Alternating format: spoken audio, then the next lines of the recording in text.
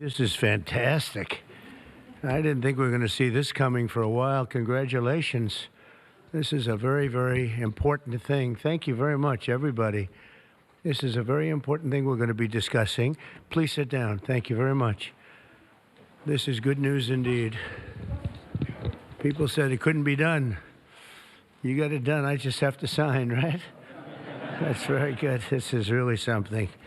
And it has to do with the California Auto Regulation, CRA. It's been a disaster for this country. And I want to thank everybody for being here. We officially rescue the U.S. auto industry from destruction by terminating the California electric vehicle mandate once and for all.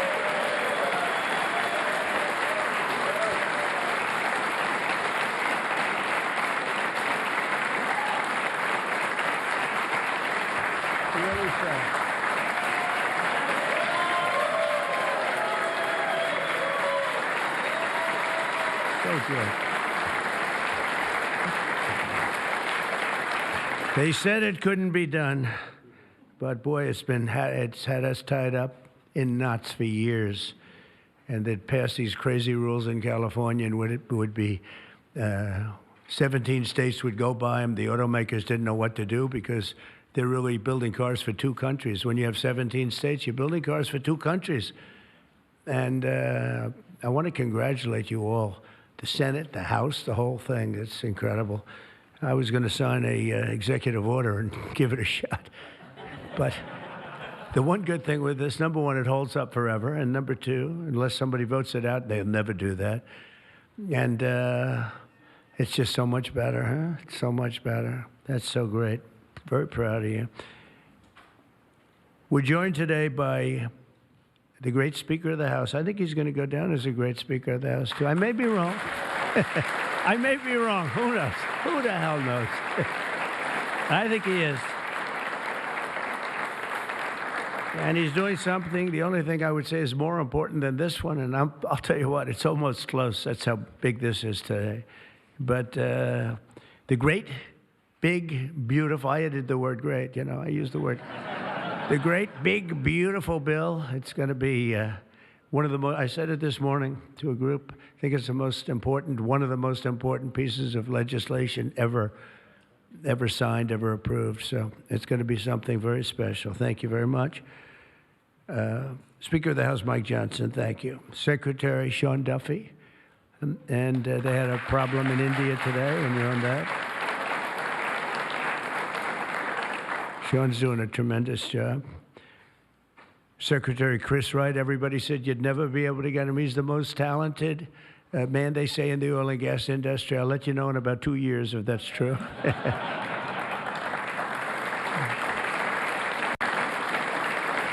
Well, Doug Burgum, you know, I wanted Doug Burgum to head up energy because he was so successful in North Dakota. He's governor. And he said, sir, there's one person who's much better than me. I said, who? They said, Chris Wright. I said, who the hell is Chris Wright? I had no idea. Now everyone knows Chris Wright. He's going to be more famous than me. But he said, there's a guy named Chris Wright, and if we could get him, he'd be better than I am, sir. And if you know Doug, Doug's not here, is he? If you knew Doug, he's always working someplace. But if you knew Doug, you'd know that he doesn't say that often. And he did. And Chris, you're doing great. But I don't like the oil prices have gone up just a little bit over the last few days. I was going to call it just really start screaming at you. Are we okay? Nothing wrong, right? It's going to keep going down a little bit, right? Because we have inflation under control perfectly. You probably saw the records. Everyone's on television saying, what's going on here? Trump has proven to be right. You know, all of these things. We've taken in $88 billion in tariffs in 2 months. $88 billion with no inflation. And if we're smart, there won't be. Now, we'd like to get this guy to lower interest rates because, you know, if he doesn't, we have to pay. We have a lot of short-term debt. Obama gave it to us originally, and Biden carried it on. They like short-term. I like long-term cheap debt. But a lot of the debt comes through because Biden, that's what, well, he didn't do it. I'm sure he didn't know anything about it. But somebody approved. short-term debt. It's all over the place, and it comes due starting very soon. And if we would lower the interest rates by 1 point, we'd pay about 1 point less. That's $300 billion a year. Can you believe it? 1 point. If he'd lower it by 2 points, we'd pay $600 billion a year less. That's for years, 10 years, 12 years, whatever we make it. But we can't get this guy to do it. And the fake news is saying, oh, if you fired him, it would be so bad. It would be so bad. I don't know why it would be so bad, but I'm not going to fire him. I just want him to, we call him Too Late, right? Too Late is his nickname, like Too Tall Jones. He was too tall, T-O-O. And I just say this because we want to get rid of inflation, and we have. But we're going to be paying more for debt. And all he has to do is lower it. Europe's done 10 lowerings. We've done none. And nobody understands it. Actually, today when the numbers came out, they were so good. You saw yesterday's numbers, incredible. No inflation. Today's numbers.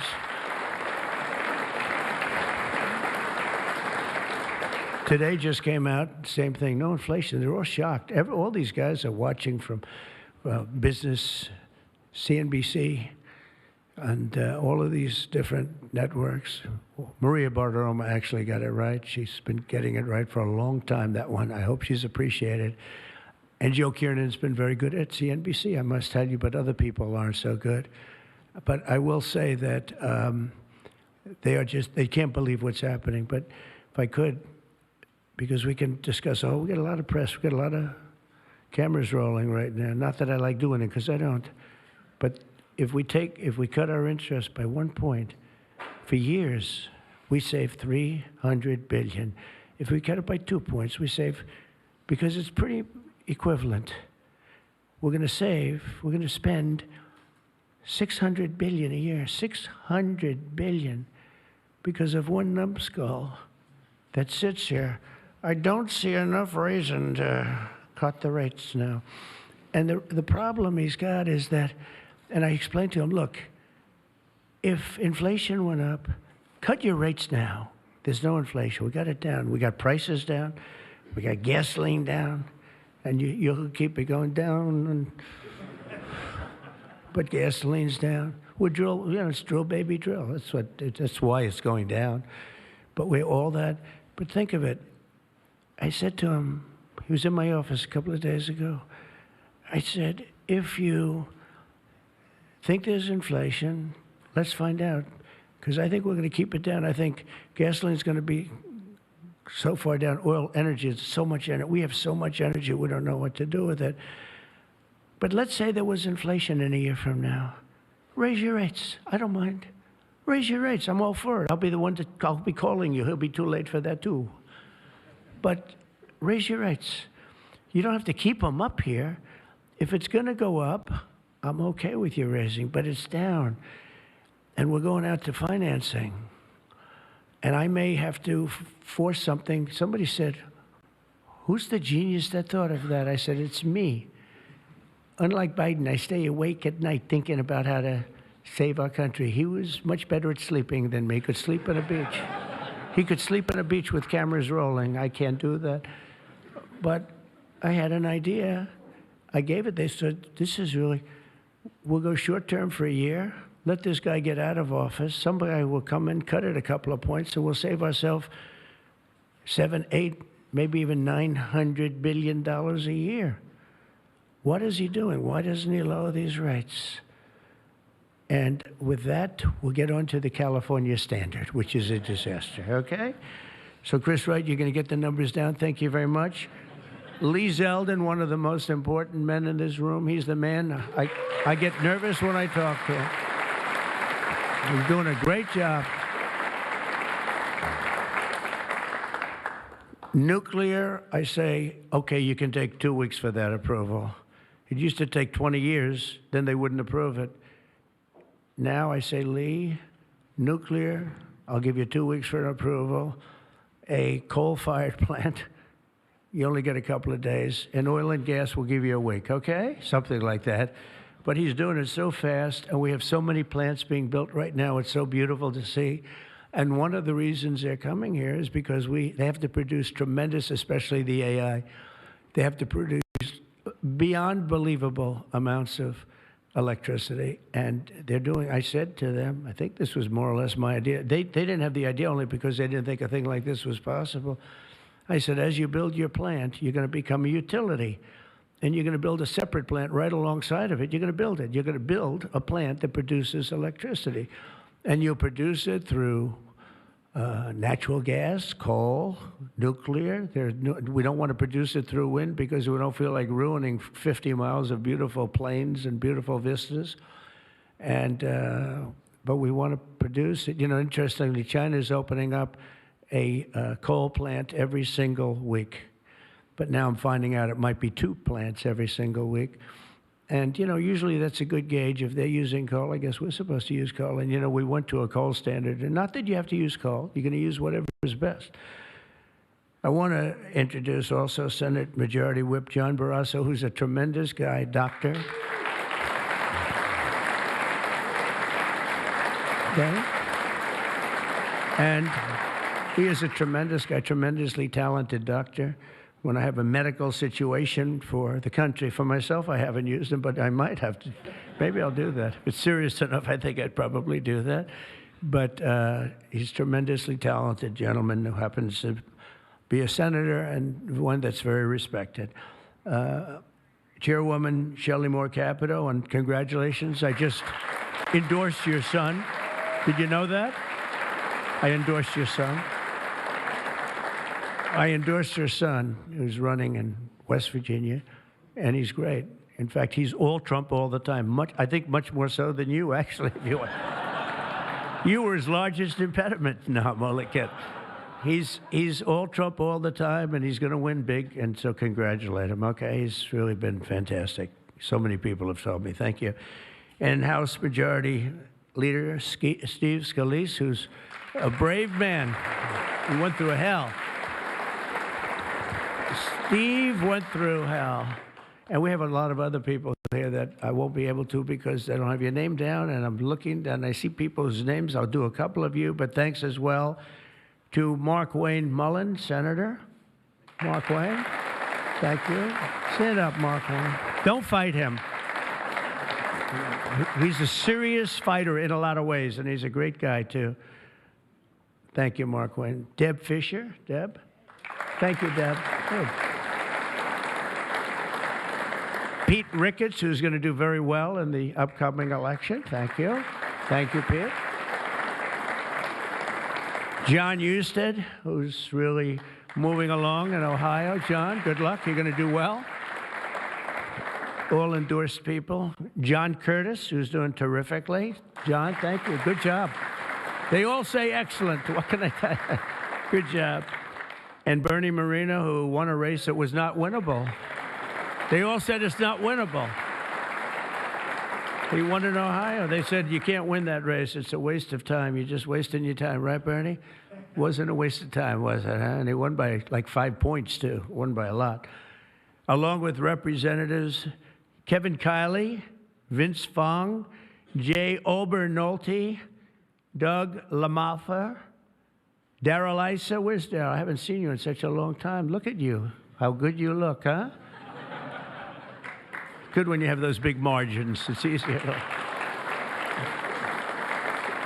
John Joyce, great guy. John, thank you. Thank you, John. Dusty Johnson, Morgan Griffith, Troy Balderson. Troy from a place called Ohio.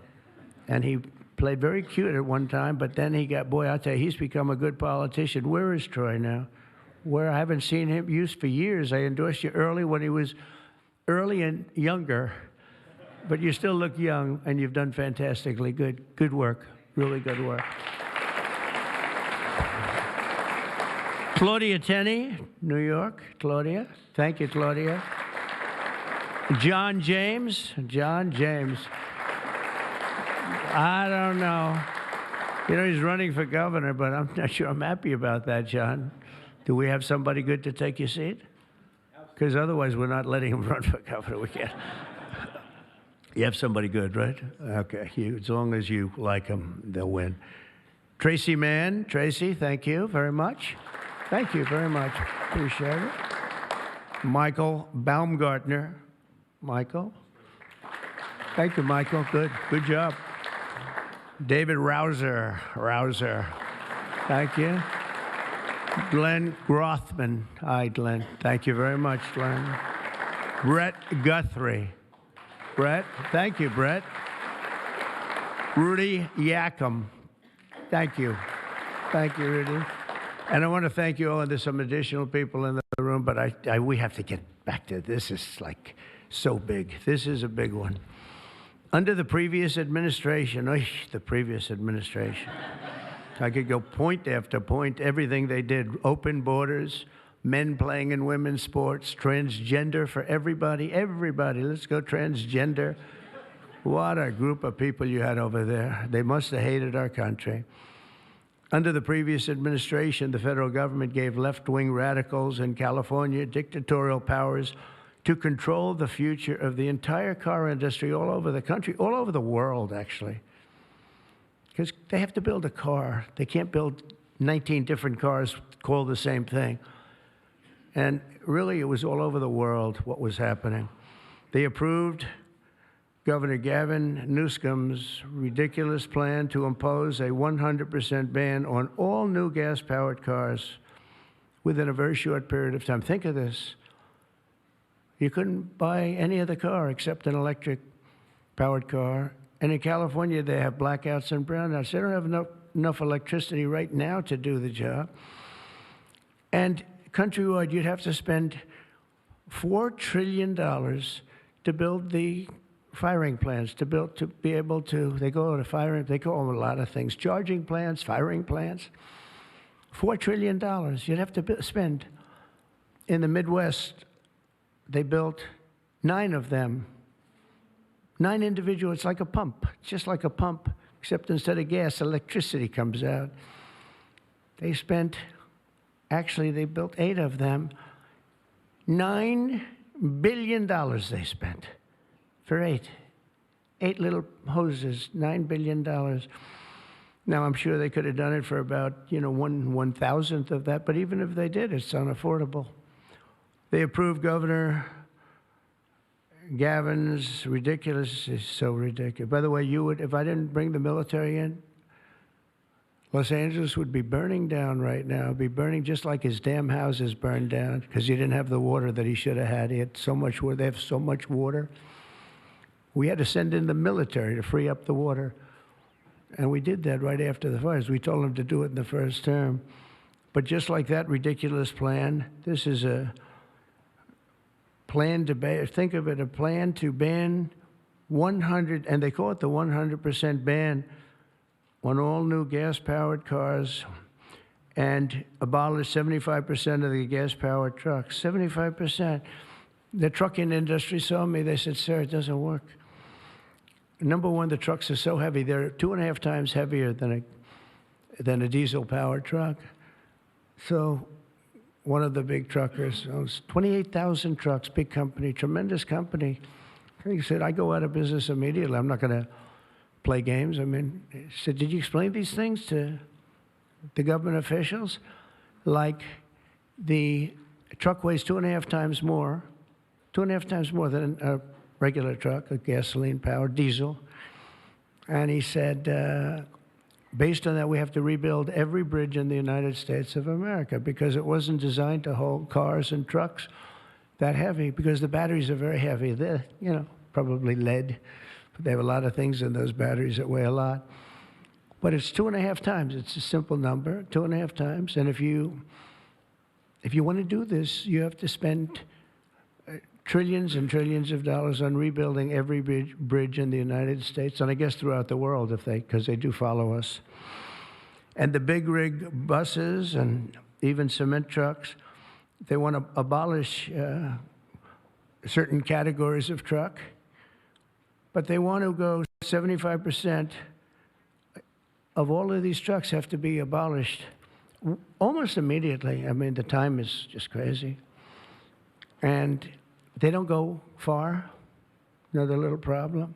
With a tank of diesel, you can go from New York to Los Angeles if you want to go to Los Angeles right now. But New York to Los Angeles, and you can go back a little bit. With the electric truck, you'll stop approximately 6 times. Enjoy your stop. And the truckers saw me, and I said, did you just explain this? Because this is like, you know, if you explain it, if a person's reasonable for that, he said, we explained it, they didn't care. They said, we're going all electric. They can't be stupid, because anybody that can cheat on elections like them is not a stupid person. But they must hate our country. But I said to this big trucker, he said, sir, I've been buying trucks my whole damn life. He's a rough guy, smart guy. He said, I got thousands of them. I've been buying them for 50 years. And every single year they got better. They got more efficient, they got bigger, they got stronger. I build apartments in my trucks now for the drivers. I said, what's an apartment? That's on the cab. They put this in. And sir, I know you like luxury, but you wouldn't mind living in one of these. I said, maybe I would, maybe I wouldn't. I mean, it doesn't sound too appealing, but I said, so what's the problem? He said, so I noticed one thing. For 50 years, every single year, one thing happened. They got better. They got stronger. They got more efficient. They got faster. They could carry any load. If we went to this standard, we'd go back beyond 50 years. They wouldn't go as far as a truck from 50 years ago. It would be too heavy and have all the other problems. He said, we'd be going backwards. We'd be taking a trucking industry, would be starting all over. But actually, it would be worse, because it was better 50 years ago than. So I said, what are you going to do if I don't win this election? This was before the election. He said, you don't win the election, I'm going to close up my business, because I'm not going to lose he said, I'm not going to lose my ass. I know exactly what's going to happen. It's going to be a catastrophe. It's the craziest thing I've ever heard. They're making you buy stuff that doesn't work. It's no good. It doesn't work. And I'm all for electric. If you want to buy electric, you can buy electric. Cars are great. If you buy the right ones, cars are great. And you should be given the option, buy the electric car, buy a gasoline-powered car, buy a hybrid. Probably not hydrogen, because hydrogen has a tendency that when it blows up, you're gonzo. It's over. They find you 75 yards down the road, you know. Where is he? Well, I think that's him, but I'm not sure. So, you know, they said, we think we can solve the problem. I said, that's not good enough. When they think, no, it sounds like it's quite severe. If it doesn't work, Steve, it'll work most of the time, but if it doesn't, it's over. It'll make your accident look like peanuts compared. You wouldn't be around, I'll tell you, because it's pretty bad. But some people like it. I don't know. Let's see what happens. But I would say it's off to a bad start. But because of the size of California's population and the fact that 17 other states follow California, that's the problem. 17 other states follow California. They have the most ridiculous law. They have the most ridiculous laws I've ever seen for a lot of things. This is just cars.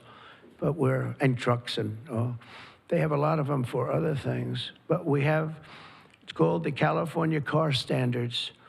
And this horrible scheme would effectively abolish the internal combustion engine, which most people prefer. Like so far, I'd say about 90%. In fact, General Motors announced yesterday they're going to spend about $6 billion on, because of tariffs, and maybe because of my election on November 5th, but because of tariffs, I think, more than anything. They're all coming back. They're coming back from other countries that took them 25, 30 years ago. They're all coming back.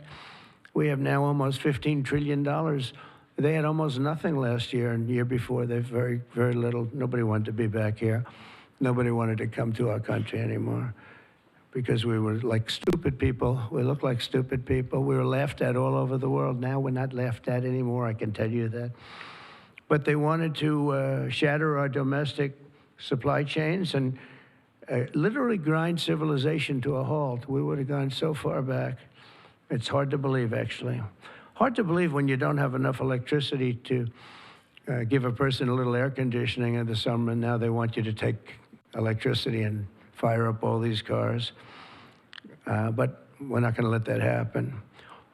Meanwhile, all of the auto jobs would be shipped to China because they're very strong on electric.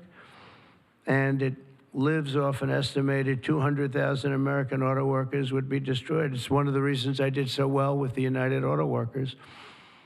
And now I'm really doing well with them. I did phenomenally with them. No Republican ever got any numbers like I got. And the Teamsters, too. Sean O'Brien, the head of the Teamsters, these guys, they like Trump because I produce jobs. They know that. Everybody knew that the auto workers knew better than anybody how good the tariffs were. And the head of the autobreakers, I don't know him at all, but he didn't like me at all. Now he's going around saying, this guy's unbelievable. He was very nice to me the last few months. During the campaign, no, but if I've proven, I've proven it. I've done what I said I was going to do, and we've brought back tremendous numbers of jobs. And you're having auto plants built all over the country, all over. There's never seen anything like that. They're leaving from Mexico. They're leaving from Canada. They're leaving from other parts of the world. If they want a Mercedes-Benz, you're going to have it made here. It's okay to have a Mercedes, but they're going to make it here. Otherwise, they're going to pay a very big tariff. They already are. That's one of the reasons we have $88 billion. It's a lot of money. But that's peanuts compared to what we're going to be making in another few months. They haven't even kicked in yet. But we're not going to let any of these bad things happen, these stupid projections that I've been reading about for the last 6 months. I think these people are either corrupt or really dumb. And they're supposed to be economists. In the campaign, I promised to end this disaster, and today our Republican majorities in Congress have delivered. And I don't know, I can't imagine. It's so obvious. It's so good. Did we get any Democrat votes? Did we get one? Two? Who? 35. Yes, sir. I think that's great. I think that's great. You got 35 Democrats. 35, yes, sir. I think that's great. That, as far as I'm concerned, one in the Senate. On something that's so good. But who is the one? Well, I shouldn't have asked. I congratulate her. I don't care. I think it's great. It's very interesting. Why did I ask that question, Mr. Smith? But in a few moments, I'll sign 3 pieces of legislation that will kill, totally kill. You can't do anything about it. They can't take us to court. They can't do any of the things they can do with the executive orders. And it's permanent. I'll sign 3 pieces of legislation that will kill the California mandates forever, and they're never coming back. Now, the auto companies are the most happy because now they're going to be designing and building one auto. It will be much cheaper.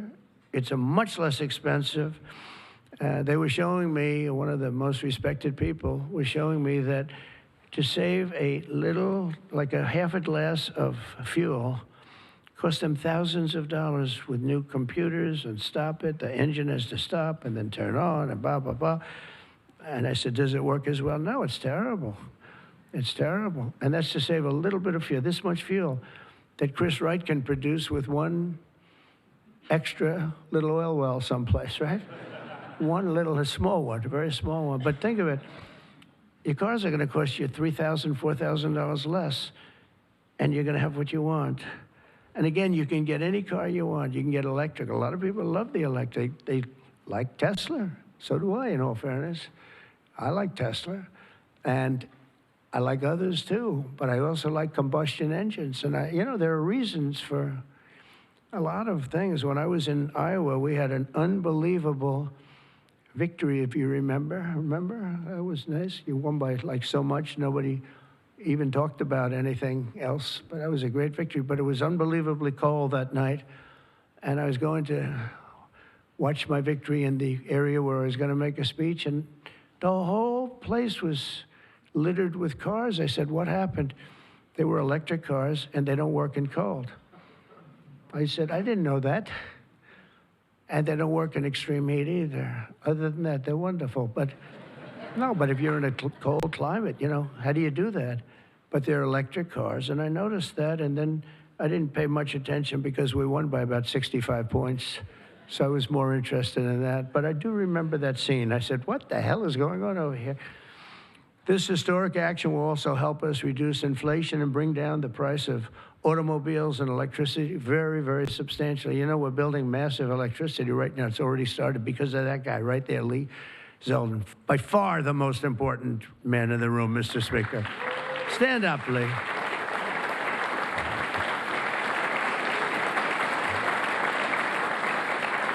He blows you guys away, John.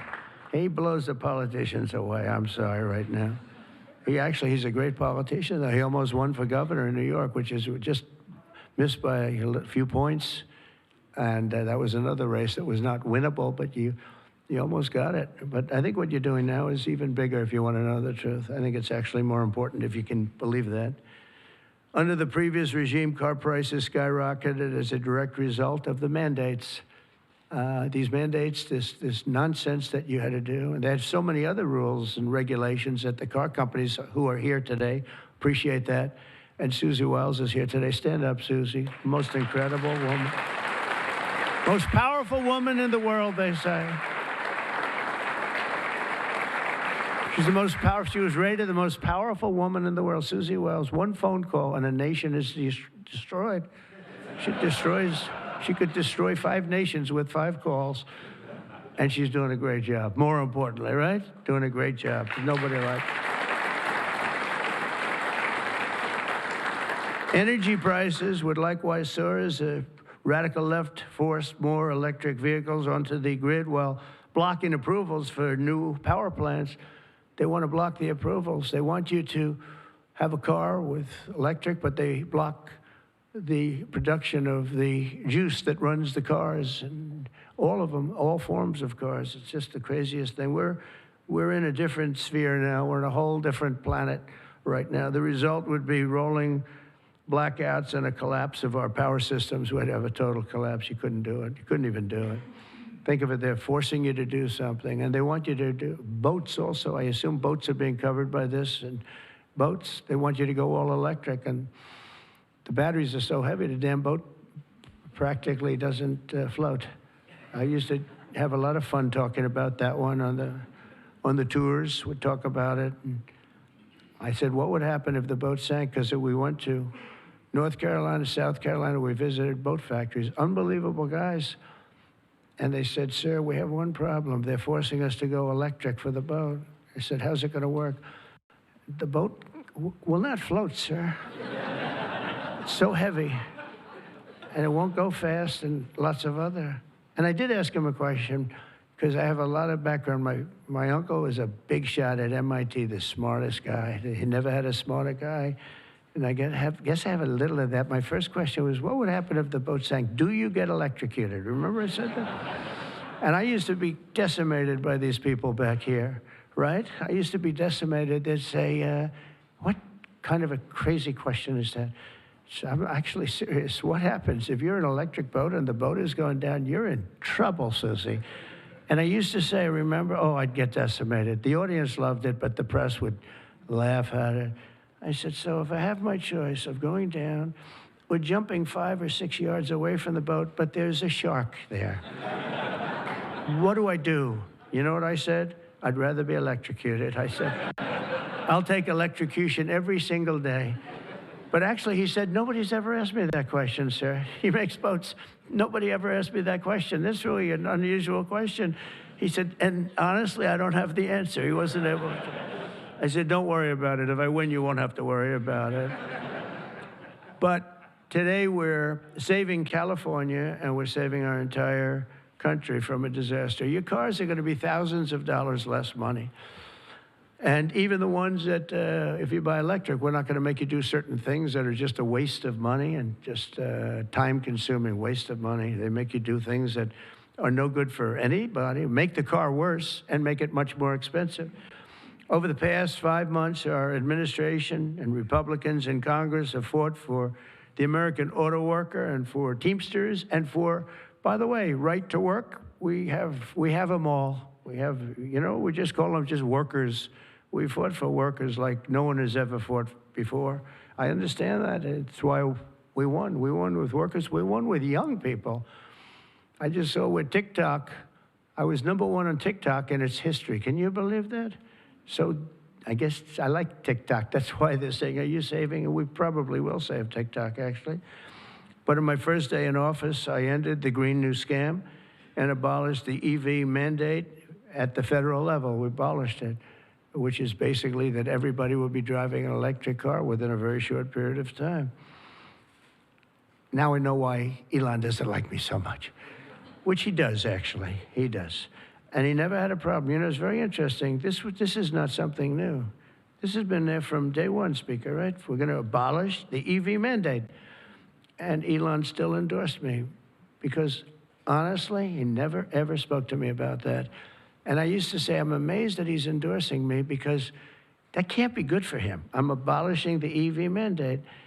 And I once asked him about it. You never talked to me about that. He said, well, as long as it's happening to everybody, I'll be able to compete. It's a very interesting answer. I thought it was a very honest answer, to be honest with you. And I talked about it, that incredible. You know, you would have thought he would have been, from day one, you got to make sure you don't do the EV mandate, the abolishing, and never did. Very honest in that sense. And he did say to me, I actually asked him because it was like really strange how I'm with him. He's very, a friend of mine, and he makes electric cars, and we're saying you're not going to be able to make electric cars, or you're not going to be forced to make all of those cars. You can make them, but it'll be by the market, judged by the market. And that's what he said. He said, as long as I'm on the same plane as everybody else, we're going to do good. We make a better product. I said, that's very cool. It's very cool. That was my answer. After that, he got a little bit strange, but I don't know why, over much smaller things than that. As part of the One Big Beautiful Bill, we'll also further slash the funding for the Green New Scam. As you know, it's the greatest scam in history, saving American taxpayers hundreds of billions of dollars. The windmills are killing our country, by the way. The fields are littered with them, junk. They're littered with them. And they get older, and they get rusty, and they get bad, and they get... This is other countries also. It's the greatest scam in history. It's the most expensive energy you can buy. They're ugly. A friend of mine comes from Minnesota. He's been in New York. He hit it big. He's a very successful guy, actually. And he wanted to go back, see his mother who's not well. And he went back to Minnesota. Hasn't been back there in 20 years. And he said, it's unbelievable what happened. He said, I'm driving down a highway and up a certain road, and the most beautiful fields. I remember them so well. And I was so looking forward to seeing them again. And I looked at them, and they had windmills all over them, these horrible, horrible structures. A very smart guy, this guy. He said, these ugly, horrible things. And he said, it was so bad, I actually drove back to see it because I couldn't believe it. Before I even got to my mother, I drove back. I said, how much do you like your mother? But no, it hurt him to see it. He said, I looked at this field that was one of the most beautiful places in my own mind and imagination that I've ever seen. And I said, it's littered with this garbage. It looked like a junkyard, he said. And some, then you get different manufacturers, and they don't look alike, and they're not painted alike, different colors. You have, even if they're white, one's a beigey white, one's a darker white, one's a lighter white. And then they start to rust after 4 or 5 years. And then they start to wear out, and nobody takes them because you're not allowed to bury the propellers, the props, right? You can't bury the props for some reason. I don't know why, but they say that you can't bury a certain type.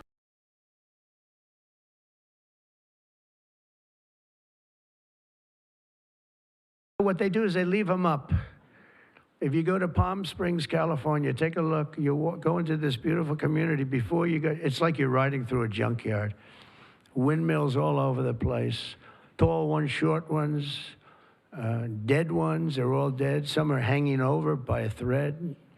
They never take them down. They just leave them there, and they start to rust.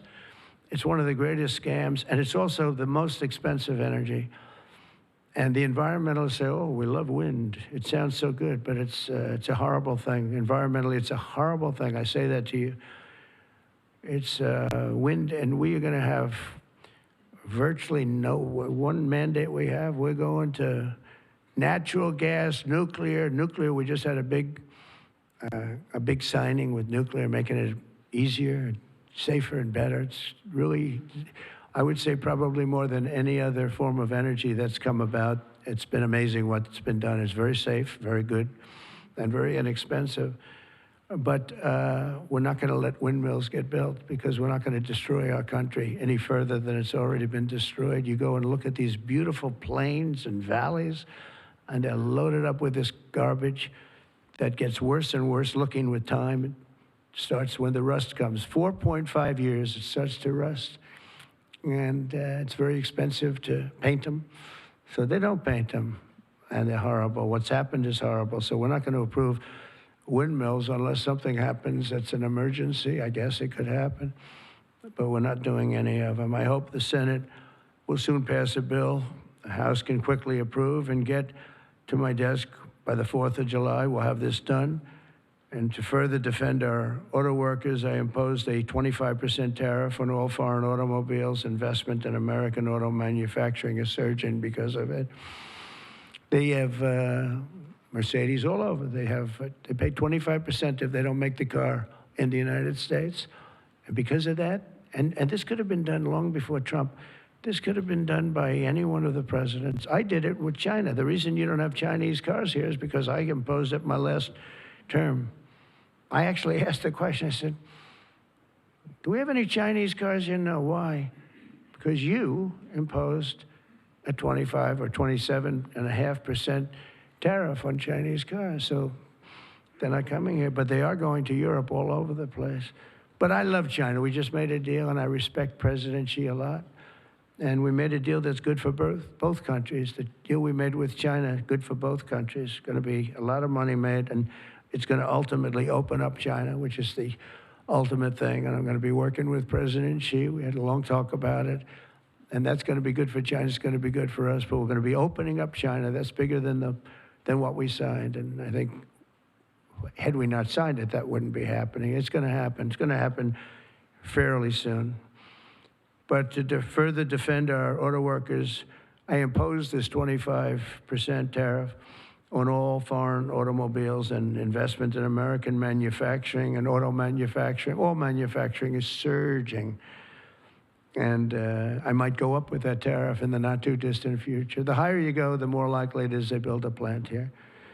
Ford has just announced that it's going to invest $500 million in some of the things involved in what we just did. General Motors is going to spend $4 billion. They just announced that yesterday. Stellantis announced that it's going to reopen its Belvidere assembly plant. That's good. I know the plant very well. Had a lot of problems. They're going to spend $5 billion. And Hyundai announced that it will invest $21 billion in America. They wouldn't have invested 10 cents if we didn't have tariffs, including for manufacturing American steel, which is doing great. American steel is doing great now because of what we did. You wouldn't have, if I didn't put tariffs on steel, they were dumping steel. China and a lot of other countries were dumping steel in our country. Garbage steel, dirty steel, bad steel, not structurally sound steel, real garbage, but it was still there, lots of it. And if I didn't put tariffs, I put 25 and 50% tariffs on steel, right? John James would put tariffs on steel, and we were doing great with steel. Now we're really doing great. A big investment is being made in Pennsylvania. You've been reading about it. They're going to spend $17 billion on U.S. steel. And all the steel workers wanted it. And we have a golden stock. We have a golden share, which I control or president controls. Now, I'm a little concerned whoever the president might be, but that gives you total control. It's 51% ownership by Americans. And we have a company, a great company, Nippon. They're coming in from Japan. They're going to spend $17 billion. And somebody said, well, what happens if it doesn't work out? I said, they spent $17 billion. We can't put it on a trailer and drive it to Japan. This is a steel mill. You know, some businesses you can move. You move your office, and that's where the business is. with this business. They're spending 17, think of that, 17 billion. They're going to have them all over the country. I want to introduce several of the great Americans representing the millions of people whose livelihoods we're saving with today's action. I just can't tell you how incredible this action is, because nobody thought. This was one that I wasn't so, I would have rather had it than almost anything, but I was told by everybody, except that guy right there, that you couldn't get it. Bill Kent runs a chain of family-owned convenience stores that opened in West Texas in 1957, known as Kent Quick. And Bill, if you could come up and say a few words about what the signing means to you, please.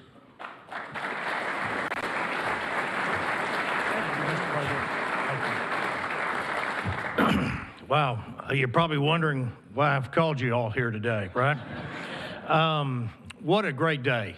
From my perspective, I'm in the convenience store and petroleum marketing business, and what this does is it gives us freedom. It gives the consumers freedom to pick what kind of car they want, but more importantly for us, it gives us the ability to plan going forward, because with mandates, we were forced to have to look at putting in infrastructure that frankly is extremely expensive and doesn't give you any return.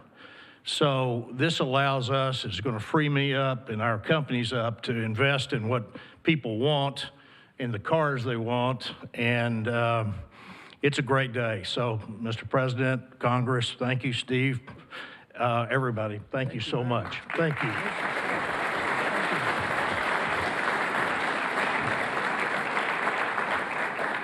And a friend of mine for a long time is John Hess. He's one of the top CEOs in the country. And he's now the CEO of Hess Corporation, one of the biggest oil producers. And he's a fantastic person with great knowledge of the subject matter. Can you say a few words, John? I see you in the audience. Come on, thanks.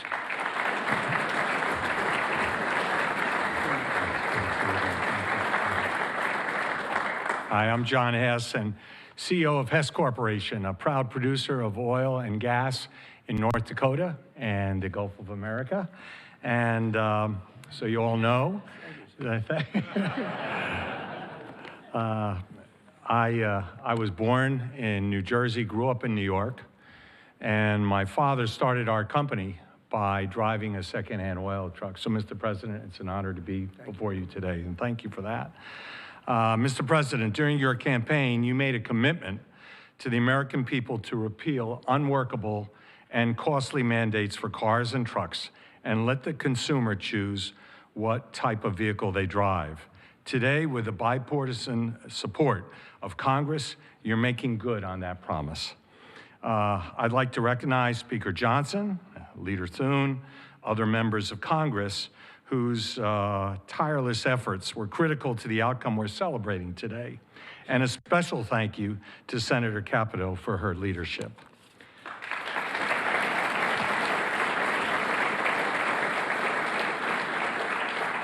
This announcement today is about consumer choice and affordability for American families. It's also about making our country auto industry more competitive, Mr. President, and you said that very eloquently. As you know, Mr. President, one-size-fits-all policies like those adopted in California do not work. America, in every state, every American should be able to choose what they want to drive, not the government. We as a country would be basically leaning into our competitive advantage with this repeal on oil and gas. Oil and gas are a strategic industry for our country, underpinning energy dominance, economic prosperity, and national security. We are truly energy independent. So, Mr. President, on behalf of Hess Corporation, on behalf of the oil and gas industry, and every family across our country, thank you for your courageous leadership and your commitment to consumer choice and energy affordability. Thank you very much.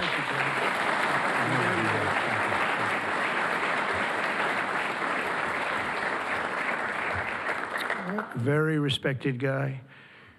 The California EV mandates would also have devastated our nation's incredible truck drivers and the trucking industry, and I gave you a little bit of a rundown on that. But a diesel-powered semi-truck can drive from Reno, Nevada, I'll give you some other locations, Nevada to Los Angeles, California, and back on a single tank of diesel oil, diesel fuel, but the same exact journey would require an electric truck driver to stop also 6 times at recharging stations, adding an estimated 9 hours to the trip. I don't know too much about the trucking industry, but this is not sounding good. Here to discuss a little bit about the trucking industry, Gina Jones. And Gina, a real expert on trucks, I can tell you that. She's going to come up and tell us about trucks. Thank you, Gina. Thank you, Brian. Thank you, Mr. President. Thank you very much. And thank you, members and Congress. The trucking industry has America's back, and we are grateful that a president and the administration that have our back too. Today, trucks are 99% cleaner than a generation ago. We need great partners in government to continue that process. We cannot allow one state's regulations to disrupt our entire nation's supply chain. Allowing California to do so would have negativity impacted the hundreds and thousands of truck drivers who deliver critical goods across the country each and every day. In order to deliver for American families and businesses, we need realistic national standards.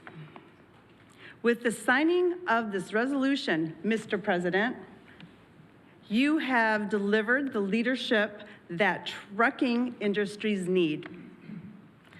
Promises made, promises kept. On behalf of the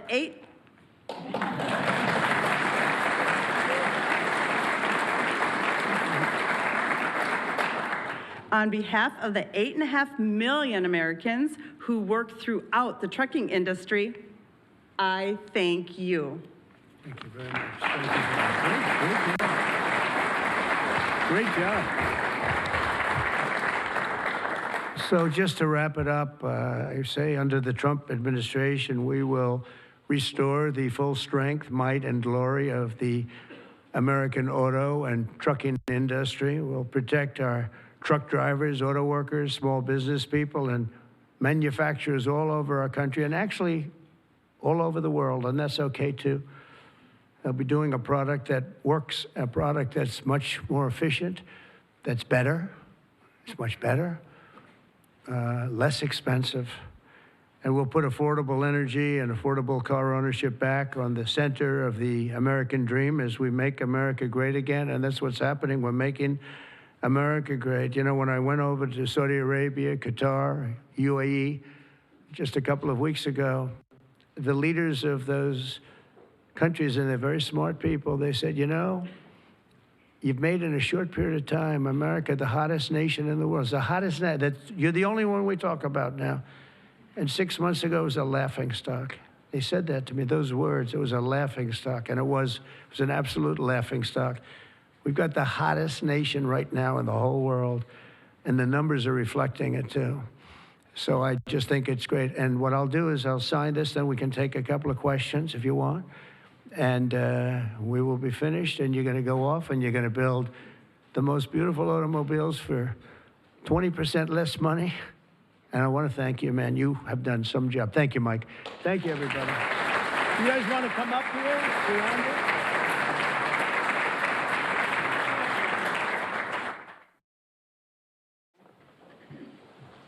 Come on, surround it.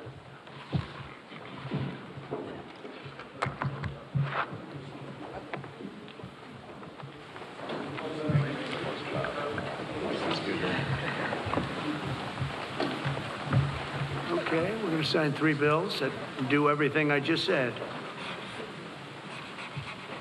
No auto pens allowed.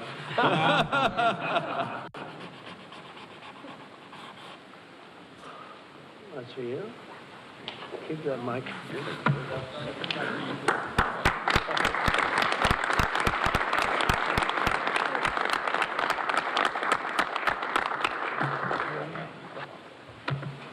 You know, that pen was so good. Give it back to me. I'll take it. There you That go. was a good one. No, I'll That's a great sign one. all 3 of them because Yeah. you never know what you get with the new one. Number 2.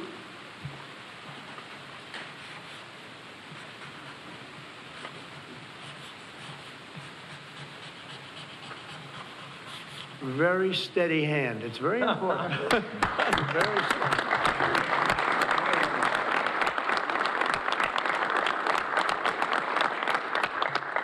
Only a steady hand can sign like that, right? Absolutely. Right? I've been told that, actually. And here's number 3, and it all goes into effect. Everything I said goes into effect. Lower prices, better cars, and choice. sense. You can say choice. We have choice for education, and you have choice for cars now, right? Common Right, sense common is right. sense. You're right. Common sense is right.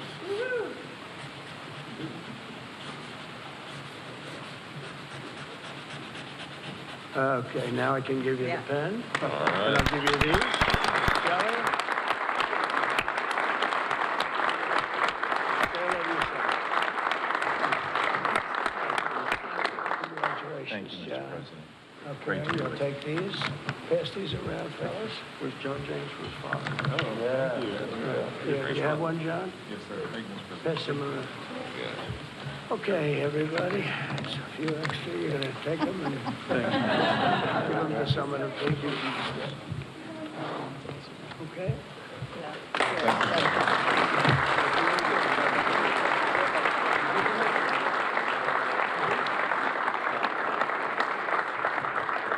Go ahead, please. Mr.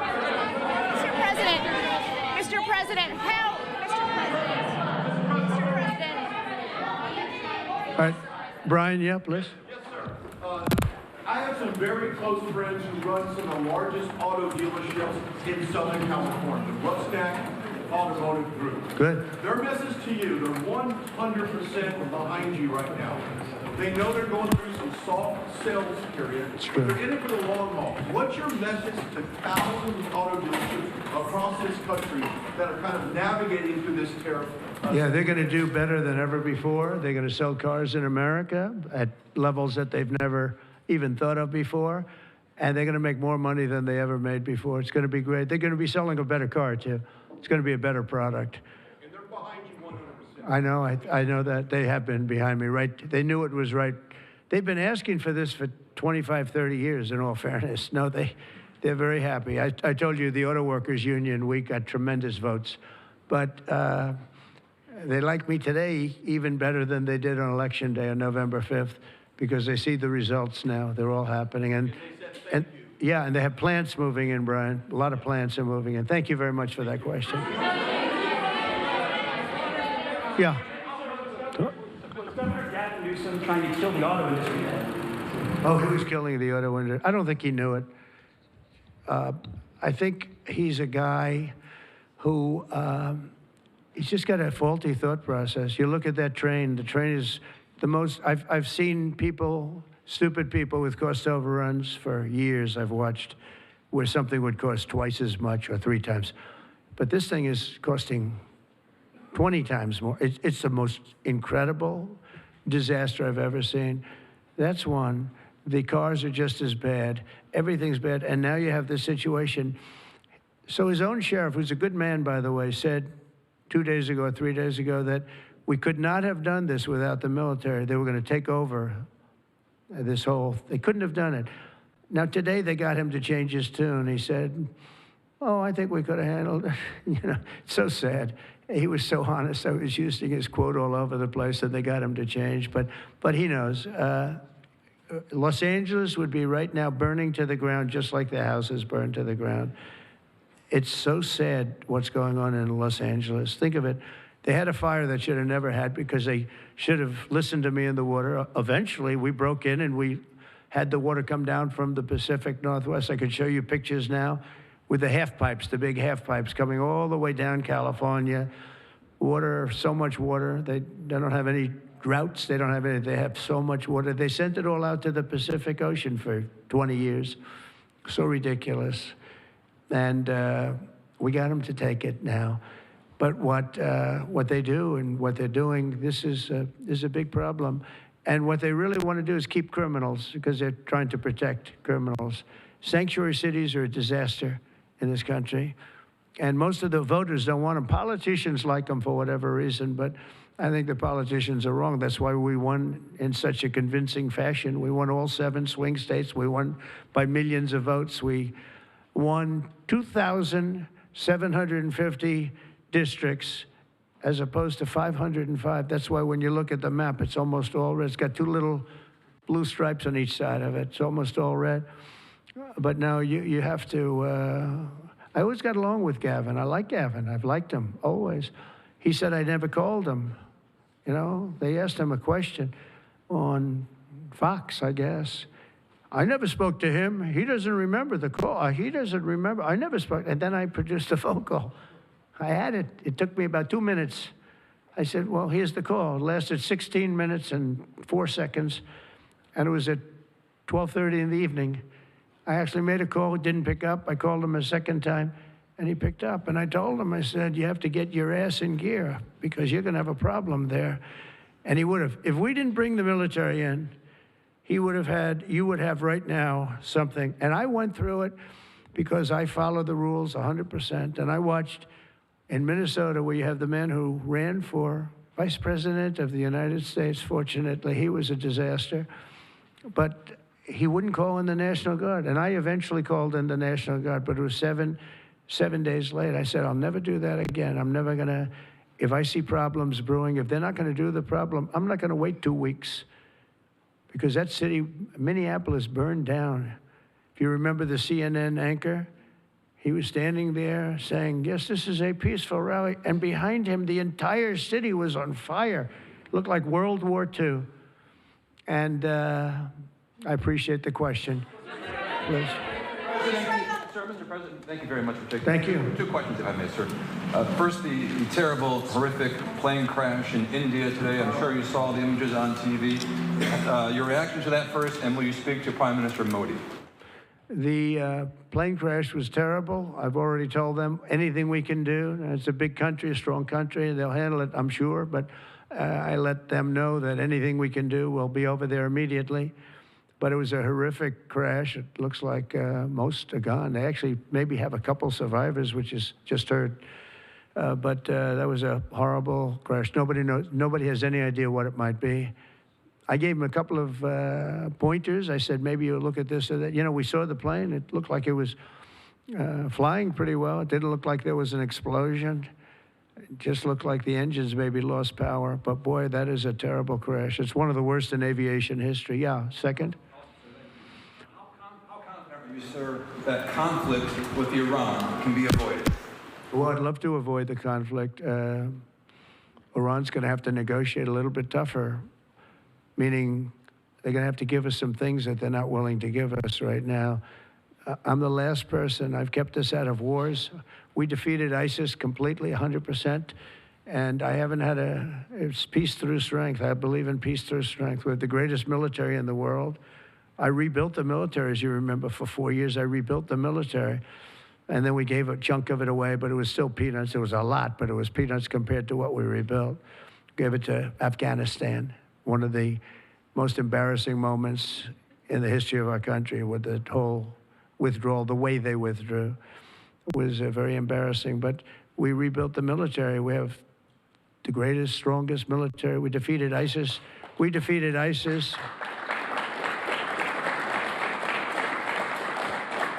We defeated ISIS in 4 weeks. It was told to be 5 years. It was going to take 5 years, anywhere from 4 to 5 years. We did it in 4 weeks, with, by the way, headed by the general who's now the head of the Joint Chiefs of Staff. That's why he's there. He said it would take 4 weeks, and he did it in 4 weeks. He did actually a little bit faster. So we have a great country, and we're going to keep it that way. And when it comes to Los Angeles or other cities, if we see other cities are gearing up, and these people are agitators, they're paid, they're professionals, they're insurrectionists, they're troublemakers, they're all of those things, but I believe they're paid, and we're going to find out through Pam Bondi and her great staff, her great people at Justice, who they are. And Mike, I think you're doing some investigations in that in Congress, but we're going to find out who they are, because they're really, I think what they're doing is unbelievably illegal. Just one thing, so they took the bricks away from people. They're walking in with satchels of bricks. Now, why do you have bricks? You have bricks because you throw bricks. They're very potent. If they hit you, they kill you. And they took them away. The military took them away. They saw him, what the hell is this? The guy could hardly carry me. Many bricks. He's a strong guy, couldn't carry him. And they saw that, and they took him away. Then they found others with bricks. But they're ingenious. They also brought hammers along, very heavy hammers. And I saw them pounding the curb and pounding the sidewalk. And it was like a military operation. This guy's pounding, strong, boom, big shots.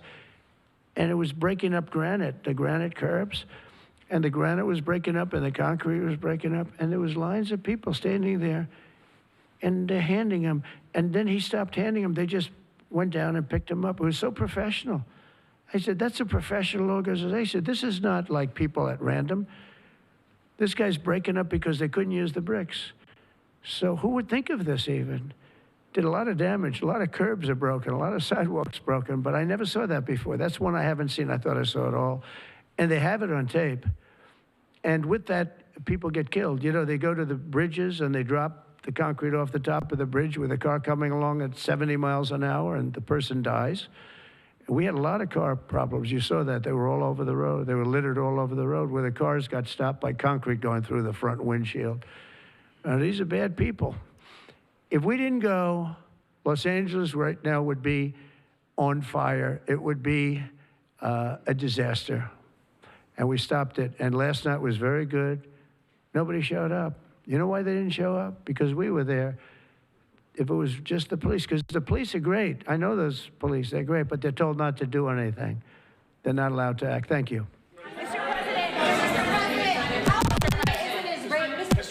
Mr. President, how imminent is an Israeli strike on Iran?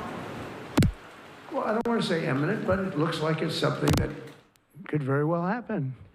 Look, it's very simple, not complicated. Iran cannot have a nuclear weapon. Other than that, I want them to be successful. I want them to be tremendous. We'll help them be successful. We'll trade with them. We'll do whatever is necessary. You know, I stopped a war between India and Pakistan.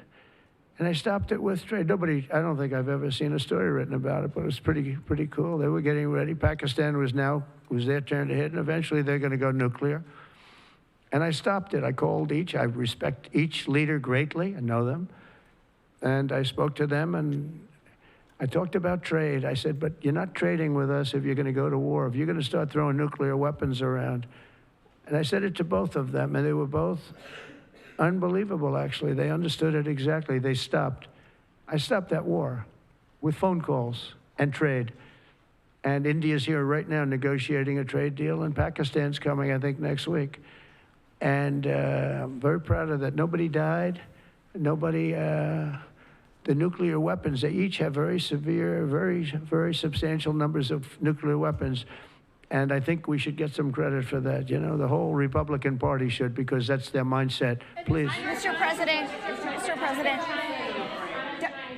Yes, ma'am. What? On your China deal, Mr. President, are you still concerned about the national security issues with Chinese students studying in the United States? Look, I've always been in favor of students coming in from other countries. That includes China.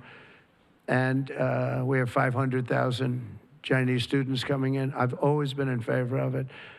Does it mean that you have to watch people? Yeah, you have to watch students, but you have to watch other people also.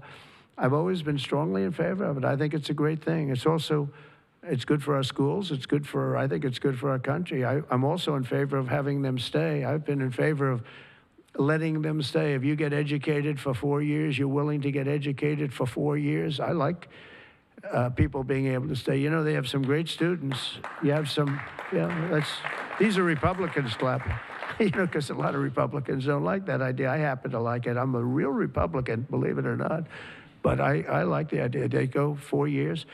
To me, that's almost like, you know, just buying your way in a very legitimate way. And, you know, you have stories where Apple wants to hire somebody and they can't hire him because he can't stay. He went to a great school. He finished first in his class. They made him a big offer. And everything's done, but he has no idea whether or not he's going to be able to stay. And I'm all for making sure that people like that can go to work for all of our great companies. And you know what they do? They go back to their country, and there are stories that are all over the place. They go back to their company, and they start a company just like they were going to start here. They end up starting it in China or India or someplace else, and now they're among the richest people in the world. They've got thousands and thousands of employees that make it great. This is happening all the time, because they're not allowed to stay. And I think we'll probably end up doing something about that, right? Yeah, go ahead. Go ahead, you in the blue, please, light blue. Thank you, Mr. President. How close are you to step back on between Ukraine and Russia? We see a very bad escalation. Are you going to leave it in the hands of the Europeans? I'm very close to the situation. I'm very disappointed in Russia. But I'm disappointed in Ukraine also, because I think deals could have been made. And, you know, we're losing 5,000, 6,000 people a week, soldiers mostly, but also people living in towns because they're getting hit by missiles again. How'd you like to live in a building and you think a missile has a good chance of hitting your building during the evening? It's horrible. Must be horrible to live like that. But, I mean, we'll get it, but it's, I'm disappointed that it's not done. We did great with India and Pakistan. We did very good with Israel. I thought, look, October 7th was a disaster. People forget, you know, they like to forget. That was a horrible thing. But, you know, none of these things would have happened if I were president. If I were president, none of it would have happened. You wouldn't have the Israel problem. Iran was broke. They had no money. We had big sanctions on them. Biden immediately let them get rich, $300 billion they have right now. But they had no money for Hamas or Hezbollah. They had no money for anything. It was perfect. We wouldn't have had inflation that was caused by oil, Chris. The oil price went through the roof. It was also caused by their spending, but it was caused more by oil than anything else. The oil went so high, got close to $100 a barrel. And that also kept the war going with Putin, because at $100 a barrel, that was a big money-making experience. But now it's down to where it's not so good for them anymore. No, it's very important to get that solved. That's a bloodbath. That's a terrible bloodbath that's going on. Yeah, please, go ahead. Mr. President,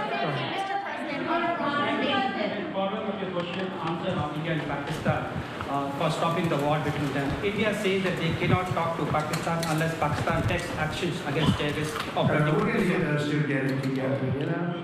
I told them, India and Pakistan, they've had a long time rivalry over Kashmir. And I said, I can solve anything. I'll be your arbitrator. I will be your arbitrator. I can solve anything. And I started the first question, how long has it been going on? They said, 2,000 years. I said, oh, that's all right. Maybe I'll take it. Mr. President. When I heard 2,000 years, I said, maybe I'll have John Hess solve that problem. Mr. President, will you publish instructing Iran? Peter? Thank you, President Trump. I have two. First, on immigration. What made you change your mind about targeting in California farmers and people in the hotel and leisure business? Well, we're not targeting. In fact, if you look today, I put out a statement today about farmers. Our farmers are being hurt badly by, you know, they have very good workers. They've worked for them for 20 years. They're not citizens, but they've turned out to be, you know, great. And we're going to have to do something about that. We can't take farmers and take all their people and send them back because they don't have maybe what they're supposed to have, maybe not. And you know what's going to happen and what is happening? They get rid of some of the people because, you know, you go into a farm and you look and people don't, they've been there for 20, 25 years and they've worked great and the owner of the farm loves them and everything else. And then You're supposed to throw them out, and you know what happens? They end up hiring the people, the criminals that have come in, the murderers from prisons and everything else. So we're going to have an order on that pretty soon, I think. We can't do that to our farmers, and leisure too, hotels. We're going to have to use a lot of common sense on that. And my other question about the Middle East.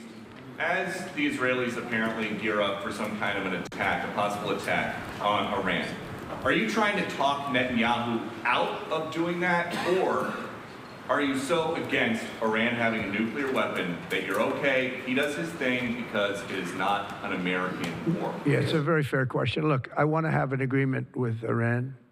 We're fairly close to an agreement. We are fairly close to a pretty good agreement. It's got to be better than pretty good, though, but it's got to be, I'd much prefer an agreement. As long as I think there is an agreement, I don't want them going in because I think that would blow it. Might help it, actually, but it also could blow it. But we've had very good discussions with Iran. Whether or not we get there, I can't tell you, but it'll happen soon. I say this, Peter, very strongly. They can't have, whether it's going in or not going in, they can't have a nuclear weapon. I'd prefer the more friendly path. And can you tell us what the Israelis told you that made you start to evacuate the dependents of servicemen and women who are stationed in the Middle East? They didn't tell me anything, but I said, look, there's a chance of massive conflict. We have a lot of American people in this area, and I said, we got to tell them to get out because something could happen soon. And I don't want to be the one that didn't give any warning and missiles are flying into their buildings. It's possible. So I had to do it. I had the choice. Do I do it or not? Doing it has its downside, but it also has its upside, like you're going to save a lot of lives if it should happen. Hopefully that doesn't happen. Right? Thank you.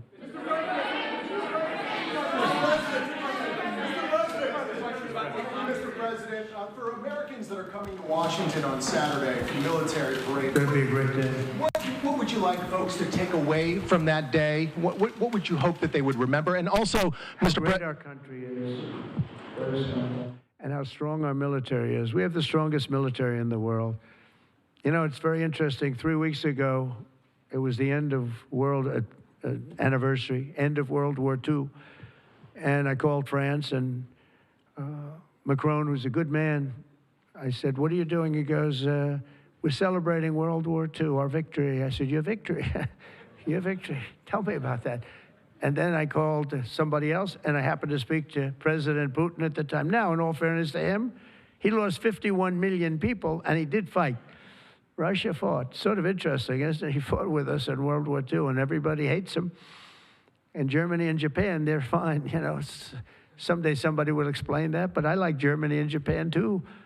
But Putin is a little confused by that, you know. He said, we lost 51 million people, and we were your ally, and now everybody hates Russia, and they love Germany and Japan. I said, let's explain that sometime, okay? But it's a strange world. But I will say this, look, I want them to go away saying how great our country is and how great our military is. And I was making all these calls, and for some reason, I spoke to like 4 different places. Sir, are you celebrating? And I said, you know, we won World War II and World War I, right? We won them. And yet we're the only country that doesn't celebrate. Everybody's celebrating except us. And I said, we should celebrate too. There are several No Kings protests planned across the country on Saturday as well. What are your thoughts on those? What are they called? No Kings? No Kings. I don't feel like a king. I have to go through hell to get stuff approved. A king would say, I'm not going to get this. A king would have never had the California mandate to even be talking to him. He wouldn't have to call up Mike Johnson and Thune and say, fellas, you got to pull this off, and after years, we get it done.